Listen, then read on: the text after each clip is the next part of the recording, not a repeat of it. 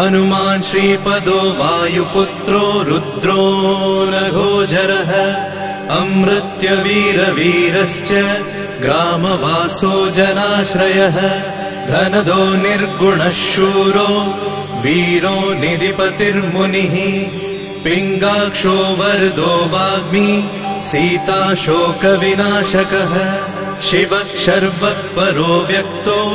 व्यक्तो धराधरः पिङ्गकेशः पिङ्गरोमा श्रुतिगम्यः सनातनः अनादिर्भगवान् देवो विश्वहेतुर्जनाश्रयः आरोग्यकर्ता विश्वेशो विश्वनाथो हरीश्वरः भर्गो रामो रामभक्तः कल्याणप्रकृतिस्थिरः विश्वम्भरो विश्वमूर्तिर्विश्वाकारश्च विश्वपः विश्वात्मा विश्वसेव्योऽथ विश्वो विश्वहरो रविः विश्वचेष्टो विश्वगम्यो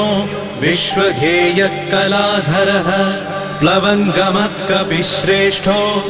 ज्येष्ठो विद्यावनेचरः बालो वृद्धो युवा तत्त्वगम्यः सुखो यजः अञ्जनासूनुरव्यग्रो ग्रामशान्तो धराधरः भूर्भुवः स्वर्मर्हलोको जनो लोकस्तपो व्ययः सत्यमोङ्कारगम्यश्च प्रणवो व्यापकोमलः शिवो धर्मप्रतिष्ठाता रामेष्ठफल्गुणप्रियः गोष्पदीकृतवाराशि पूर्णकामोधरापतिः रक्षोघ्नपुण्डरीकाक्ष शरणागतवत्सलः जानकी प्राणदाता च रक्षप्राणापहारकः पूर्णसत्त्वपीतवासा दिवाकरसमप्रभः द्रोणहर्ता शक्तिनेता